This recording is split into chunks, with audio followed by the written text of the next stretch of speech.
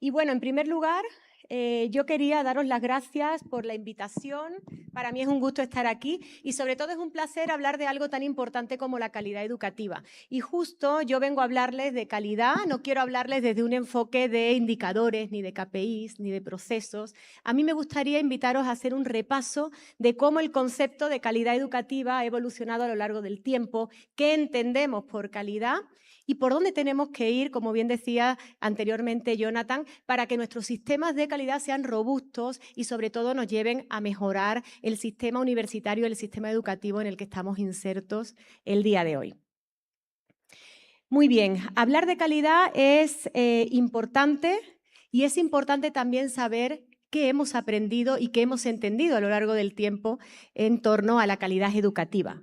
Si hoy tuviéramos que definir lo que es calidad educativa, ¿lo haríamos de la misma manera? De la misma manera que se definió hace 10 años, hace 20 años, hace 30 años.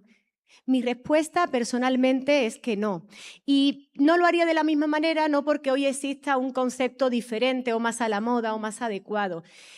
Yo creo que no lo haría de la misma manera porque hoy se enseña de manera diferente, cambió la forma de aprender, cambiaron las estructuras, cambiaron los procesos, cambió el empleo, cambiaron las competencias, pero sobre todo lo más importante es que cambió la velocidad de transformación de todos estos procesos, ¿no? Con lo cual, esto es un buen punto de partida porque muchas veces los que hacemos calidad o estamos dentro de un equipo de calidad ni siquiera nos cuestionamos qué es calidad. Damos por hecho ya que lo estamos entendiendo y os aseguro que no estamos entendiendo lo mismo. Con lo cual, aquí un primer ejercicio es que podamos llevar a nuestros equipos esta pregunta. ¿Cómo definiríamos calidad hoy en día si tuviéramos la oportunidad de escribir la historia de la calidad educativa desde el inicio? Muy bien. Vamos a seguir comentando por qué hoy es importante la conversación de la calidad educativa, por qué es importante hoy y no sabemos si será importante dentro de 5 años, porque además de que ha cambiado el concepto, han cambiado muchísimas cosas que han ido por delante de nuestros propios marcos de calidad educativa. Y además, si nos vamos a esos informes, algunos lo ha nombrado el ponente anterior, si nos vamos a informes como el Foro Mundial Económico, si nos vamos al nuevo reporte de UNESCO, que yo os invito a que reviséis porque ha sido publicado hace muy poquito, se llama Transformando la Educación Superior, si nos vamos a los informes del futuro del talento y del trabajo de EY y a otros tantos, tenemos unos inputs muy importantes para entender por qué hoy es importante entender qué es calidad educativa y sobre todo poner este tipo de conceptos sobre las mesas de decisión. Mirad, el 39% de las habilidades del futuro van a cambiar.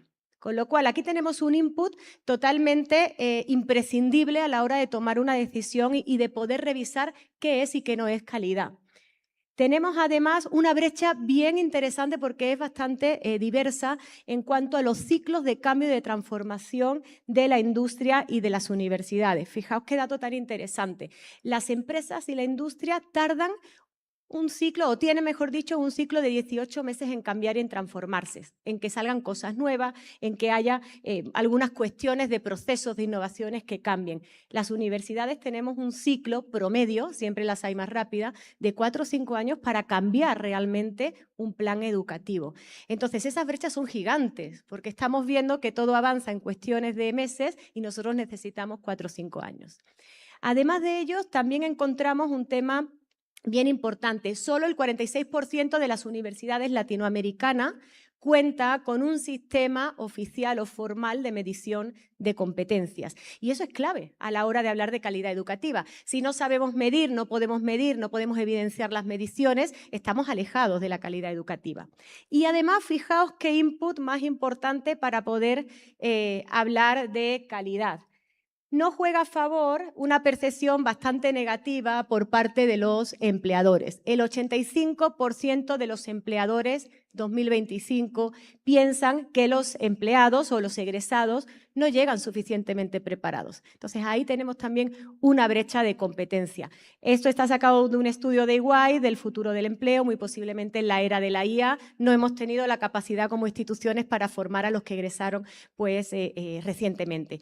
Pero estos datos juntos, ¿qué quieren decirnos? La lectura conjunta de estos datos es lo interesante y lo que viene a decirnos es que la universidad tiene que garantizar la adecuación, la adaptabilidad, el estar preparada y la pertinencia, que esto es un concepto muy importante en calidad educativa en un entorno que cambia tan rápido.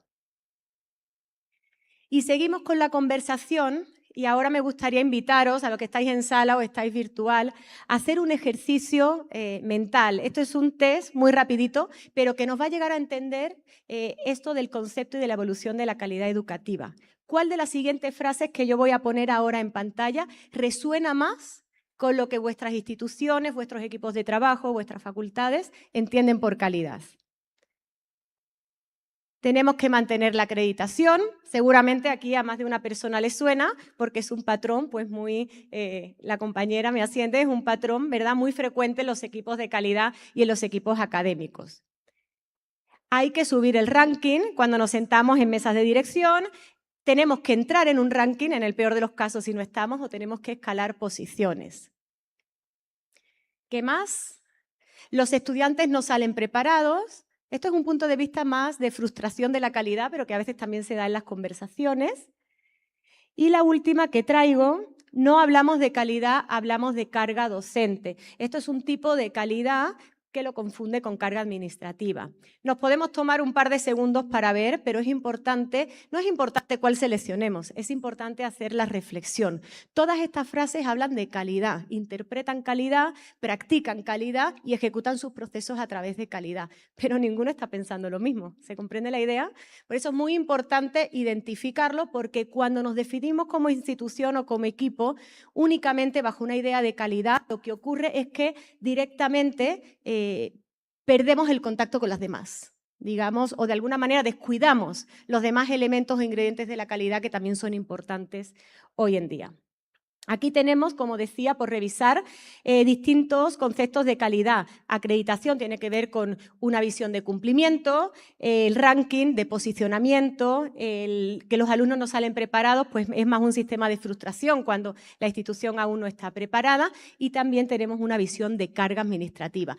En esta última, que para mí es una de las más importantes, porque es la que encuentro con mucha frecuencia en muchas instituciones, por supuesto también mezclada con entusiasmo, pero cuando únicamente nosotros entendemos calidad con carga administrativa, lo que tenemos son equipos frustrados, y los equipos frustrados pues necesitan más tiempo a la hora de conseguir un objetivo. Esta mañana, cuando estuve en la inauguración del día, me gustó algo que dijeron las compañeras que recogían justo una acreditación, que ellas se habían creído que era posible y habían trabajado en equipo. Y eso es algo mental, es un mindset que hay que trabajar precisamente para evitar esa frustración y esa carga que inevitablemente a veces cuando iniciamos con procesos de calidad, pues sucede. Muy bien, vamos a seguir, si me permite ver por aquí. Muy bien. Entonces, hemos estado viendo que todos podemos pensar qué es la calidad, pero que seguramente no estamos en el mismo barco. Ahora yo os quiero contar un poquito sobre de qué hemos hablado durante todos estos años cuando hemos hablado de calidad. Yo creo, o me atrevería a definir, que al menos tenemos 4 puntos importantes o 4 líneas sobre la definición de calidad. En primer lugar, a lo largo de los años hemos hablado de calidad cuando hablábamos de excelencia, ¿correcto? La calidad de un programa, el prestigio, la diferenciación. Además, son conceptos que se dan en cualquier universidad y sobre todo en las mesas directivas. Y suele ser un discurso que viene desde arriba, ¿no? Es decir, desde la parte directiva o directivos de calidad, ellos quieren ser excelentes y diferenciadores. Por otro lado, tenemos también una visión importante que suele ser la visión que tenemos cuando somos docentes, que es la adecuación al propósito. El docente lo que quiere es que su carrera, que sus cursos, que sus evaluaciones, que sus resultados de aprendizaje estén vinculados y se puedan asociar. Otra línea, la tercera línea de lo que hemos entendido cuando hablábamos de calidad a lo largo de los años, han sido los resultados comparables. Esto nos lleva al momento en el que empezaron a nacer las propias acreditaciones. Por primera vez nos sentimos universidades o instituciones de cierta calidad o reputación cuando superamos a alguien públicamente en un ranking, ¿no? En la comparación también ha sido parte del entendimiento del concepto de calidad. Y por supuesto, y algo no menor, para mí es la parte más importante, es la transformación de los estudiantes. El poder ser una institución que realmente entiende, que hace calidad y que ofrece calidad cuando los estudiantes no solamente se emplean, sino que son capaces de adaptarse, de reinventarse y de buscar soluciones cuando todo cambia. Entonces aquí, como podéis ver en la pantalla, tenemos 4 posiciones o 4 lineamientos de calidad educativa que nos han acompañado a lo largo del tiempo. Y el tener diferentes perspectivas no conlleva por ello pues, un conflicto permanente entre los que formamos parte de calidad. Esto debería servirnos para poder tener una mayor madurez a la hora de poder decidir, bueno, pues qué consensos son los que me acompañan a la hora de definir calidad educativa. Si yo tuviera que definir cuáles son las 3 líneas más importantes a la hora de definir lo que es calidad educativa, yo me quedaría con estos 3 que os traigo en la pantalla. La calidad educativa hoy implica, al menos, vamos a ver por aquí, el desarrollo integral del estudiante. Esto quiere decir que no solamente estoy formando a un estudiante que sepa contenido, sino que va a ser competente, que va a tener criterio. Creo que también en alguna presentación lo indicaban, el concepto de criterio es fundamental, porque hoy queremos personas que resuelvan problemas reales, problemas complejos. Entonces necesitamos que la evidencia del desarrollo integral de un estudiante, que pueda trabajar, que pueda ser un líder, que pueda ser un buen técnico, pero a la vez que pueda ser una persona con capacidad de resolver conflictos, pues también se refleje en nuestros programas de estudio.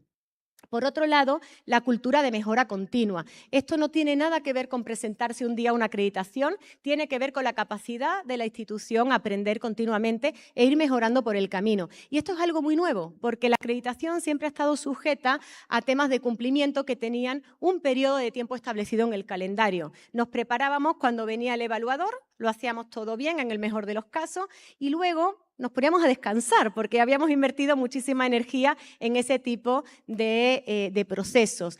Por primera vez tenemos frente a nosotros la posibilidad de desmarcarnos, ¿no?, de esos procesos tan estancos y de poder de alguna manera ir observando, desarrollando y mejorando en vivo, como suele decirse en el ámbito de la tecnología.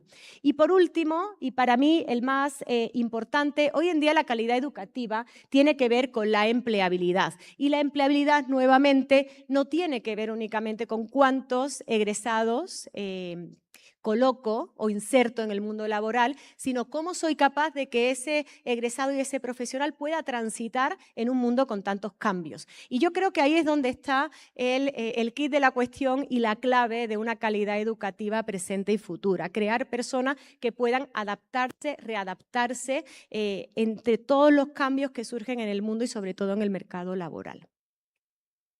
Muy bien.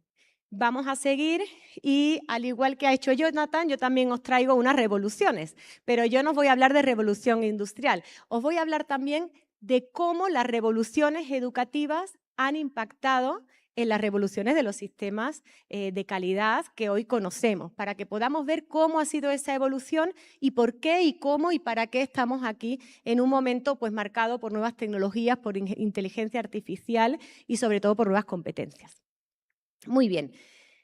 Le vamos a poner 1.0 con el permiso del compañero al que no le gusta, ¿no? Tiene ese amor-odio con el 1.0, yo también lo he usado, comúnmente así es, pero el sistema de calidad o la revolución de la calidad 1.0 tenía que ver o estaba enfocada en la infraestructura, en los estándares, en el cumplimiento de las CBCs que se llaman o condiciones básicas de calidad. Es decir, por primera vez se creó un sistema, normalmente son sistemas locales por países, hay algunos regionales, que nos indican cuáles son las condiciones básicas para poder ser puntuados como instituciones o programas o facultades de calidad, ¿de acuerdo?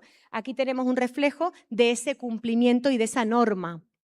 Y eso nos sigue acompañando, pero nos acompañó durante muchísimos años como la única percepción de la calidad. Más adelante, esas normas se ordenaron en ciclos. ¿Para qué? Para precisamente poder tener un proceso definido, una metodología que internamente en la institución permitiera a las universidades pues, poder ordenar sus procesos, poder tener tiempo para compilar las evidencias y poder presentar de manera estandarizada. Aquí nace también una palabra muy interesante que nace de las propias acreditadoras, que ya traían un sistema de evidencia igual para todos. Entonces, eso sería la calidad 2.0. Nos vamos a la revolución de la calidad 3.0 y esto yo lo situaría alrededor del año 2000, cuando aparece el concepto de competencias, del proyecto Tuning, del proyecto de Bolonia, donde por primera vez pasamos de validar evidencias de objetivos o de egresados, que era lo que se hacía en un inicio, a evidencias de resultados de aprendizaje. Y seguramente en la sala muchos de vosotros seréis profesores o habéis visto alguna vez seguramente un sílabo, así justo lo declaramos en los sílabos. El estudiante va a ser capaz de, ¿no? Eso es un producto de la competencia de ese proyecto de Bolonia y de ese proyecto Tuning, ¿no? Es decir, cómo podemos lograr que las personas puedan mostrarnos o evidenciar que lograron un aprendizaje. Y esto es muy importante porque es muy difícil. Medir que sé resolver un conflicto, medir que soy resiliente, porque lo más fácil es medir, bueno, pues que sé matemáticas, ¿no? Por poner un ejemplo pues muy sencillo. O cómo puedo resolver un problema desde múltiples miradas. O cómo puedo ser capaz de mirar con otros o de trabajar con otros. Porque esto parece muy sencillo, pero es muy difícil. De los que estáis aquí, si alguno ha estado alguna vez sentado en una mesa de dirección, en una mesa de toma de decisiones importantes, pues a veces es muy difícil ponerse de acuerdo. Y en eso no invertimos tiempo en la universidad en enseñar a las personas. Y esas son las grandes competencias que hoy nos van a situar al lado o alejado de la calidad educativa, ¿no? Entonces, para que nos vaya sonando, la medición de resultados de aprendizaje y la trazabilidad viene del concepto de competencias. Que fijaos también, cambió incluso la evaluación, porque ahora nosotros no podemos desarrollar competencias, nosotros tenemos que ayudar a que ellos desarrollen competencias, con lo cual tenemos un doble factor de dificultad. Y la 4.0, que es prácticamente en la que estamos en este momento, es una situación en la que, además de ayudarnos con esa analítica en vivo, que yo creo que es lo más grandioso, por decirlo de alguna manera, que la inteligencia artificial nos está regalando en temas de calidad, tiene que ver con que nos está sacando desde nuestra zona de confort y nos está llevando a replantear evaluaciones y nos está llevando a pensar que si la evaluación que yo le pido a mi estudiante puede ser copiada por una IA, la culpa no la tiene la IA ni la tiene mi estudiante. La culpa la tiene el diseño de esa evaluación que ahora me toca rehacer porque tengo que acercarlo lo más posible a las funciones reales de ese profesional en el que se va a convertir. Con lo cual vamos complicando la historia, pero es muy interesante porque cada vez más estas revoluciones a donde nos llevan es a la realidad, a simulaciones, a laboratorios, a contextos lo más parecidos al profesional en el que los vamos a convertir. ¿De acuerdo? Y es la única forma de poder evidenciar que logramos un aprendizaje, que podemos resolver un problema o que podemos crear una molécula en un laboratorio. ¿De acuerdo? Algo importante también en la 4.0, y yo creo que esto es muy importante, además de para la universidad y el cuerpo docente, y por aquí creo que habían personas de diseño instruccional, creo que también es muy importante para los propios organismos que generan, que diseñan y que modifican o mejoran el tema de las acreditaciones o auditorías. Yo creo que hoy tenemos que empezar a permitir las múltiples formas de evidenciar que el estudiante aprendió. Porque hoy no únicamente tenemos proyectos, ni tenemos aprendizajes basados en casos, ni tenemos laboratorios, o hay muchísimas formas de acreditarlo y no lo podemos estar usando porque las propias acreditadoras todavía no nos lo permiten. Entonces es muy importante también esa reflexión, sobre todo en una era donde la inteligencia artificial y la tecnología están dentro del aula, pedimos tareas o pedimos soluciones de problemas a través de tecnología y eso es lo que deberíamos mostrar en las acreditaciones hoy en día. Y por supuesto hay una calidad 5.0, que yo no quise ampliar porque sabía que mi compañero iba a hablar de ella, pero tiene que ver con la calidad total, es decir, en educación también empieza a abordarse el tema de la sostenibilidad, el tema ambiental, el tema de bienestar. Empezamos a transitar hacia un concepto más integrador, más amplio, yo creo que más realista y más actual de la calidad educativa. En educación todavía no estamos ahí, en algunas acreditadoras la parte de sostenibilidad empieza a ser voluntaria, como para que podamos ir practicando, a ver cómo podemos nosotros evidenciar que, bueno, pues que estamos trabajando en sostenibilidad. ¿De acuerdo? Con lo cual aquí hay 4 revoluciones para que podamos entender cómo la calidad educativa ha tenido diferentes focos a lo largo de los años. Muy bien. Y además de esas revoluciones, tenemos también agendas globales, que ya empiezan a introducir de alguna manera la calidad educativa y empiezan también a darnos algunas pistas sobre hacia dónde va. Mirad, traigo aquí también algunos informes que nos traen algunos datos interesantes. Este es el informe que os decía, Transformando la Educación Superior, esto acaba de ser publicado, es el informe de 2026 de la UNESCO y es bien interesante porque dentro de las líneas de la transformación de la educación superior, la línea 7 tiene que ver con transformar la calidad educativa y piensa nuevamente en un modelo más cercano a la calidad 5.0, ¿no? Que sea un poquito más integradora, que sea un poquito más abierta y que pueda incluir otros ingredientes que normalmente no se incluyen en temas de calidad educativa, quizás sí en temas de calidad empresarial. Os traigo también otro informe de 2026, también bastante reciente. La OCDE tiene un nuevo informe que, bueno, nos lleva un poquito a reimaginar la educación, reimaginando la educación. ¿Y qué nos dice? Pues nos dice que la clave de la calidad educativa en el futuro va a estar en el diseño instruccional, justo lo que acabamos de ver hace un ratito. Entonces, hay que darle un centro o hay que darle una posición más central a la parte humanística de la educación y al diseño que hacemos de, bueno, pues de las tareas, de los contenidos y de todo el proceso educativo. Vamos a ver si podemos cambiar, ahora creo que sí. Perfecto. Traemos el informe de EDUCOS, el Horizon Report 2025. Yo creo que entre abril y mayo saldrá ya el de 2026 y pese a que es un informe que nos habla de tendencias educativas, lo que sí nos dice es que hay un escenario de colapso, así le llama, un escenario de colapso donde las condiciones de aseguramiento de calidad digamos que limita el desarrollo de la tecnología. Entonces es importante tener en cuenta este tipo de criterios porque yo creo que estamos en un momento donde la calidad educativa y sobre todo el cumplimiento y el poder mostrar que hacemos las cosas bien, que tiene que ser más abierta. Y en una época como la que estamos necesitamos probar, testar y permitir. Y tenemos que evitar, desde mi punto de vista, por todos los medios, llegar a un escenario de colapso como indica el Horizon Report. Quiere decir no poder avanzar porque me limitan las restricciones de calidad o normativa. ¿De acuerdo? Es bien interesante la lectura que hace el Horizon Report. Y por último, y no menos importante, para mí es uno de los reportes más clave, digamos, en la actualidad, es el Informe Mundial Económico, que viene a decirnos que la calidad en el futuro va a estar puesta en las nuevas competencias que veremos más adelante, ahí Jonathan ha mostrado alguna, con lo cual si el futuro del trabajo va a entender como calidad educativa el desarrollo de ciertas competencias que hoy no existen, incluyámosla.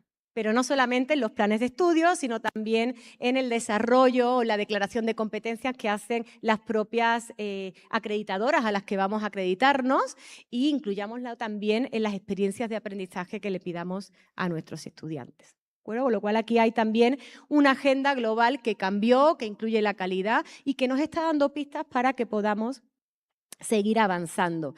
¿Cuál es nuestro reto? ¿Cuál es la tarea de la universidad? ¿Cuál es la tarea de la calidad educativa? Pues la tarea es demostrar la capacidad de transformar, la capacidad de aprender y, por supuesto, la capacidad de avanzar, ¿no? En un entorno con tantos cambios. Muy bien. Sin embargo, pese a que ya hemos avanzado y entendimos la evolución de la calidad, los conceptos, las percepciones, las agendas globales, siguen quedando cositas pendientes. Y esto es importante también revisarlo porque todas estas cosas pendientes hay que llevarlas también a esas reuniones de dirección, a esas reuniones de tomas de decisiones, para que puedan tener el menor impacto en nuestros marcos de decisión de calidad educativa o de transformación de la educación. Mirad, lo que sigue pendiente, y os cuento, yo llevo más de 17 años trabajando en educación superior, los últimos años me los he pasado sentada en este tipo de mesas escuchando propuestas y peticiones de cómo podemos transformar sistemas educativos, y sin duda lo que sigue quedando pendiente es un lenguaje común entre el directivo o el rector, los directores de carrera, los estudiantes, los docentes, con lo cual yo creo que eso es lo primero que tenemos que trabajar si queremos realmente crear, generar, diseñar un marco de calidad robusto que nos ayude a darle la vuelta a nuestra institución, a nuestros programas y sobre todo al futuro de nuestros egresados. Ese lenguaje común. Los docentes suelen seguir entendiendo que la calidad es la adecuación de los resultados de aprendizaje con la tarea que le piden al estudiante. El directivo o el rector sigue pensando que la calidad es reputación.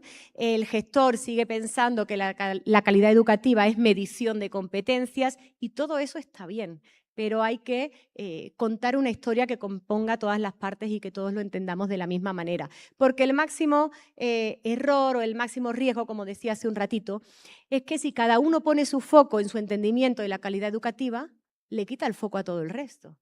Y todo eso también es importante, ¿de acuerdo? Muy bien, ¿qué más?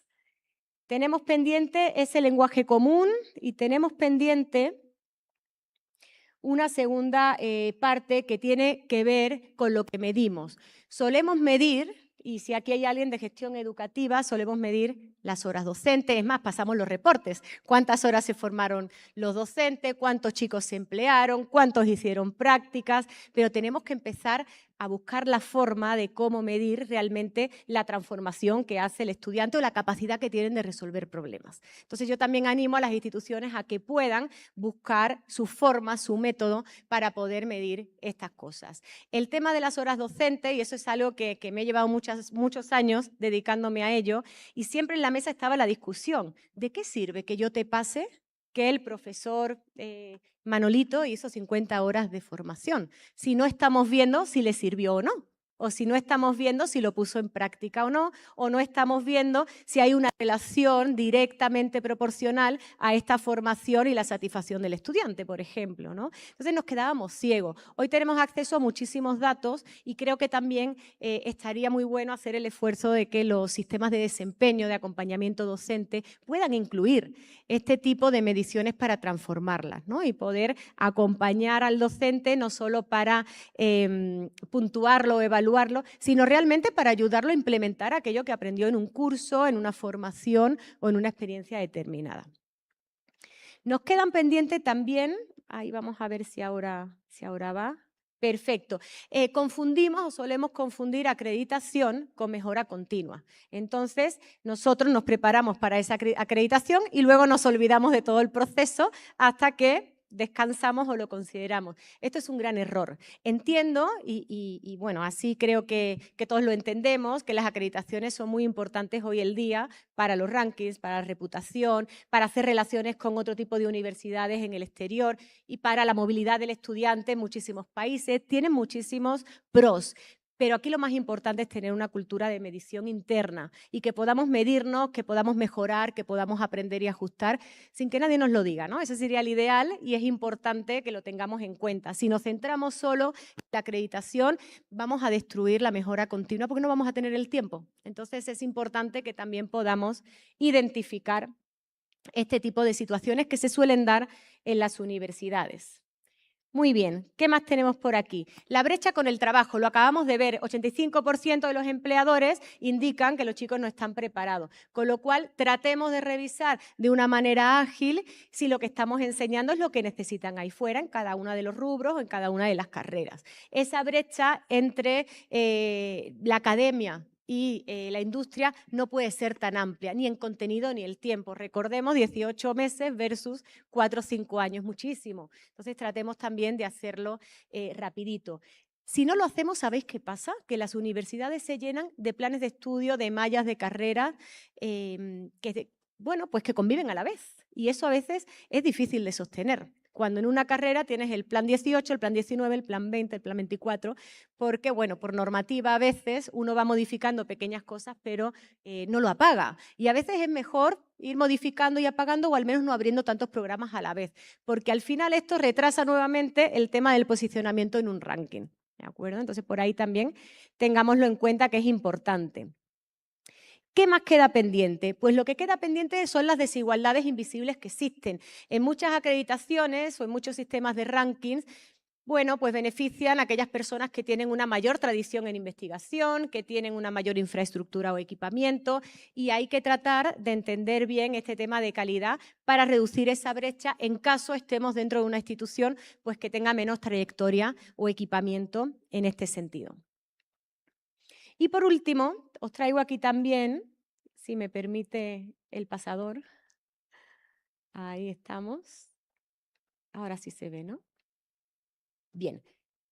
Perfecto. Y por último hay que tener en cuenta que tenemos pendiente entender que la inteligencia artificial ha llegado incluso antes que los marcos, que las políticas, que los protocolos o que los marcos de actuación, de cómo la tenemos que integrar en nuestra aula y sobre todo de cómo lo tenemos que integrar en otros procesos como el tema de la calidad educativa. Creo que todos hemos entendido que la IA es una gran compañera para automatizar, pero resulta que en calidad educativa, para medir, hay que reflexionar. Entonces, sí que podemos automatizar algunas cosas, pero debemos seguir teniendo ciertos espacios de reflexión. ¿En qué nos podría ayudar? Nos podría ayudar en cómo podemos crear el marco para que podamos ver en vivo y en directo cómo va creciendo o disminuyendo, en el mejor de los casos creciendo, el progreso de las competencias de nuestros estudiantes desde que entran en la universidad hasta que se van. Esa oportunidad de tener un dashboard en directo no lo hemos tenido nunca, lo tenemos hoy. Tenemos que adecuar, por supuesto, nuestros instrumentos, nuestras plataformas, el LMS, pero es viable, es posible y yo creo que es una ventana a anticiparnos, a poder predecir. Yo creo que esto también es algo muy importante a la hora de tomar decisiones. Y nunca hemos tenido la posibilidad de predecir en la universidad, ¿no? Entonces, hoy sí lo tenemos, así que yo os animo a que esto lo podáis tener en cuenta. Muy bien.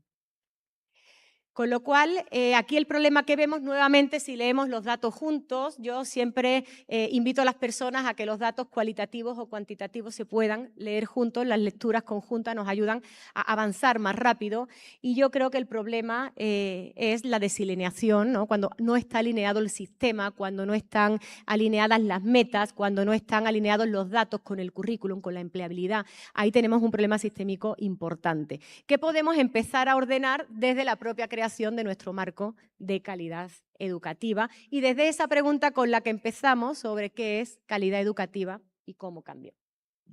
Vamos a ir ya casi concluyendo y me encanta llegar a esta parte porque a mí me gusta decir que la inteligencia artificial no crea problemas y no crea problemas tampoco en la calidad educativa. Quizás lo que haga la inteligencia artificial es evidenciar los problemas que ya teníamos y que no podemos esconder. Y me gusta mucho hablar, porque yo también tengo mi sombrerito de docente, de las copias, de los plagios. Si recordáis, nuevamente voy a recordar el COVID. Todos estábamos preocupadísimos por las copias, por los plagios, por las compras de tareas. Había compras y ventas de tareas por Internet que por primera vez tuvimos que ver y tuvimos de alguna manera que resolver esos problemas.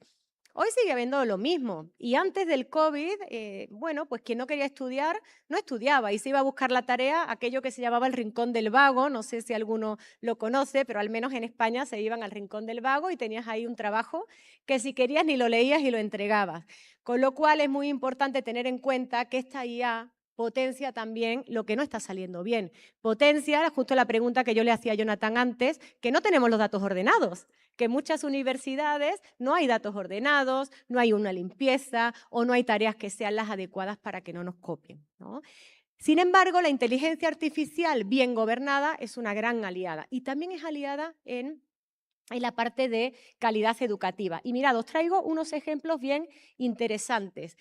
Desde la inteligencia artificial, por primera vez en educación, en un aula, podemos pasar de una nota final a un proceso de aprendizaje. Uno de los grandes avances que se hacen para poder paliar, ¿no?, estos efectos de copia con la inteligencia artificial es pedirle al estudiante que me cuente el proceso y no únicamente calificar el resultado final. Yo creo que esto también es algo que tendría que cambiar en los nuevos sistemas de calidad y en los nuevos sistemas de acreditación. Hoy cualquiera te da un resultado, pero necesitas a alguien que te lo cuente. Y están volviendo algunas prácticas, quizás, pues no lo sé, más antiguas, como la parte no sé si de examen, pero sí de explicación oral. Que venga una persona y oralmente me cuente cómo llegó a ese resultado, cómo fue el proceso y que me lo pueda comparar. Eso es bien interesante y es la parte positiva que tenemos que ver de todo esto. El pensamiento crítico, la capacidad de comunicación, hoy más que nunca la tenemos que potenciar y gracias a la IA estamos demostrándonos que ese es el camino. Bien, si nosotros pasamos de la nota final al proceso de aprendizaje, a una acreditación que está marcada por medición de competencias, de desarrollo de aquello que sé hacer, bueno, pues eso es fantástico. Porque estoy, en el mejor de los casos, egresando a personas que saben contar cómo llegar a la solución de un problema complejo, ¿no? Con lo cual, esa es la lectura que yo hago. Por otro lado, del examen tradicional al desempeño auténtico. La palabra auténtica en la literatura de educación superior y de calidad tiene que ver con cuán cerca estoy o cuán alejado estoy de mi futuro laboral como profesional. Si estoy estudiando ingeniería, si soy psicóloga, si estoy estudiando educación, ¿cuántas veces practico dentro de esa realidad, ¿no? Entonces es muy interesante porque ya nos tenemos que alejar de ahí para poder medir la competencia de aquellas personas que estamos preparándolos para que resuelvan ciertos problemas en su vida laboral y que no pueden esperar al último año para hacer 4 meses unas prácticas en una institución específica o en una empresa, sino que tienen que tener retos reales a diario, ¿no? Si es posible. Muy bien. ¿Qué más nos puede ayudar, con qué más nos puede ayudar la inteligencia artificial siempre bien gobernada, ¿no? Siempre me gusta decir eso.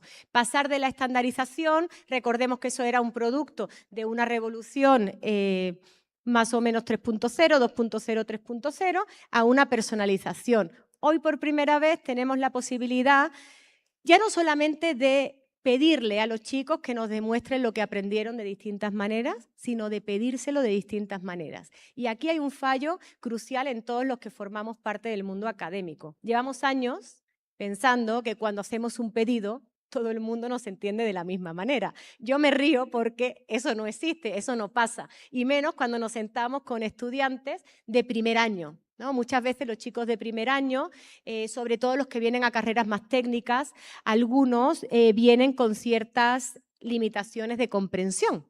Y tenemos que ayudarles a entender bien lo que estamos pidiendo, porque a veces el primer error es nuestro. Hacemos o diseñamos un enunciado larguísimo, perfecto, y damos por hecho que todos entendieron lo que tienen que hacer.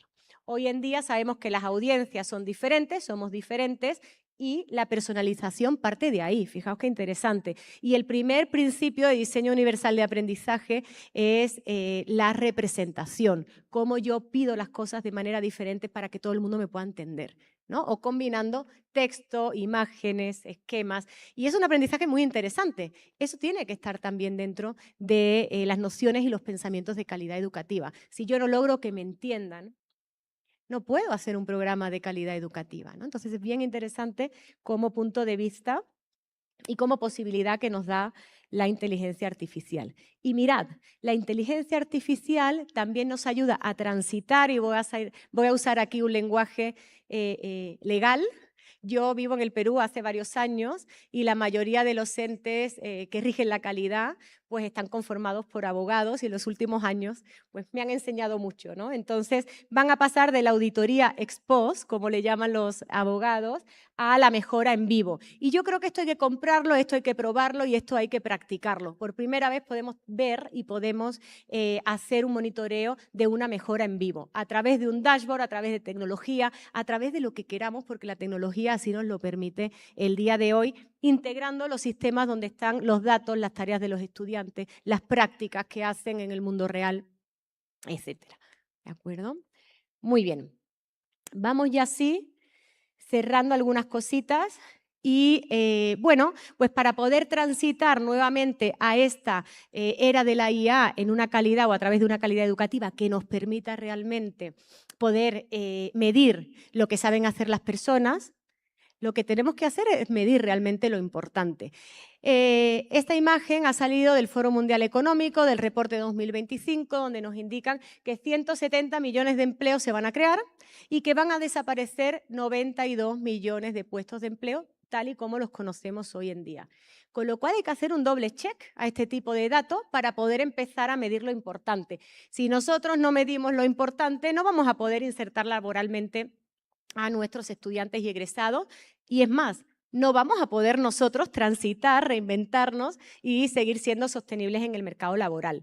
Todo esto va a llevar a una situación de upskilling y reskilling, no solo para los que egresan, sino para los que ya estamos aquí, que tenemos unas competencias, pero que posiblemente tenemos también que aprender otras que no existen todavía. Y esa mirada es importante que las demos porque tenemos que tener esa capacidad de transitar entre distintos cambios laborales. Si hacemos ese doble check, creo que ahí Jonathan también mostró algunas, me voy a acercar un poquito, pero mirad, además, por supuesto, de las técnicas, la alfabetización tecnológica, la resiliencia, la agilidad, el liderazgo y la influencia social. Fijaos qué interesante. Hace un tiempo estuve en una charla que me encantó y hablaban de la evolución del liderazgo y hablaban de bossing to leading. Y ahora vamos to influencer. ¿No? Influencer claramente dentro de la academia, de la persona que puede cambiar cosas, que puede reunir a una comunidad.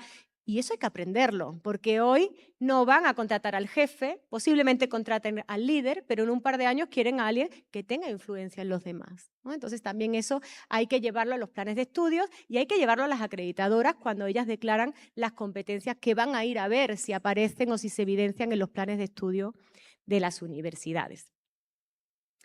Muy bien. Y ahora sí, para ir concluyendo y para que podamos tener un mapa de cómo avanzar, yo os voy a dar y os traigo aquí, no traigo soluciones, pero traigo palancas. Traigo 5 palancas directivas para poder pasar desde el discurso a la capacidad, ¿no?, de cambiar las cosas. Y vamos a resumir en 5 palancas lo que hemos ido viendo a lo largo de esta charla. En primer lugar, el lenguaje común. Nosotros necesitamos hacer un diagnóstico y crear un lenguaje común, que se hace formando, informando, sensibilizando, comunicando y combinando un montón de herramientas y de estrategias en la institución educativa para que ese lenguaje común suceda. A ver, muy bien. Luego, por otro lado, también tenemos que trabajar en una cultura de monitoreo viva. Si no la tenemos, creémoslas. Creémoslas con un dashboard, combinando los datos que están en el LMS, que están en el SIS o en cualquier sistema de información del estudiante, pero tratemos de crearlo. Y es más, hemos hecho una consultoría con una universidad bien interesante y ha empezado a introducir también actividades extraescolares en la medición de esas competencias. Esto está buenísimo. ¿Por qué? Porque a veces, y si hablamos, por ejemplo, de competencia global, quizás no la aprendo en una asignatura, digamos, estándar dentro de un plan de estudio, pero oye, quizás me fui un año de intercambio y ahí lo aprendí. Entonces, ¿por qué eso no está dentro, ¿no?, de un sistema de calidad educativa? O quizás me fui a un voluntariado. Entonces, se están metiendo algunas actividades bien interesantes para poder entender ese progreso del estudiante y poder tener una cultura de monitoreo viva. Me encantaría. Ahí vamos ya. Muy bien. Y vamos con la tercera palanca. A ver si puedo, vamos a ir. La tercera palanca tiene que ver con, por favor, medir competencias reales. Yo creo que es el momento de hacer un repaso en esas matrices de competencias que todos tenemos, donde asociamos competencias con cursos, con niveles, etcétera, y empezar a replantear un poco para poder medir competencias reales, que esto quiere decir que son las competencias que vamos a usar cuando ya estemos en nuestro entorno de trabajo. Gobernanza de la IA. Esto es imprescindible. Empecemos a crear marcos, protocolos, bueno, pues algunas pautas para saber cómo introducir la inteligencia artificial y atrevernos a ello. Hoy, hablando también de confianza, que viene un poquito más adelante, es muy importante que para implementar una mejora continua, un plan de calidad o una implementación de inteligencia artificial haya confianza, no solamente en la tecnología, en los datos, sino en el error. Confianza en que podemos equivocarnos porque estamos aprendiendo todos desde un mismo momento y desde un mismo lugar. Entonces, demos confianza porque equivocarnos con confianza nos hace leales. Y eso es lo que quiere una institución, ¿no? Esa lealtad a un compromiso donde me puedo equivocar. Y, por supuesto, tratemos de trabajar en la modificación o la mejora de un currículum de manera ágil, ¿de acuerdo? No pasemos nuevamente, vamos a ese número, que me encantaría que se nos quedara en la cabeza, 18 meses, 5 años, eso hay que romperlo porque necesitamos algún currículum ágil. Muy bien, y dicho esto, y ya va ahora sí para cerrar, yo quiero dejar el siguiente mensaje. La calidad hoy no es un expediente. La calidad es la capacidad de aprender, la capacidad de demostrar y la capacidad de corregir cuando todo cambia. Y yo creo que en el momento que entendamos este mensaje, vamos a darle un vuelco al entendimiento que hoy tenemos sobre calidad educativa. Y sin más, antes de cerrar, yo quiero dar las gracias. Yo quiero dar las gracias no solamente por la escucha, por la espera, sino también por abrir estos debates en un momento donde la educación necesita menos consignas, por decirlo de alguna manera, y más capacidades de transformación. Así que muchísimas gracias.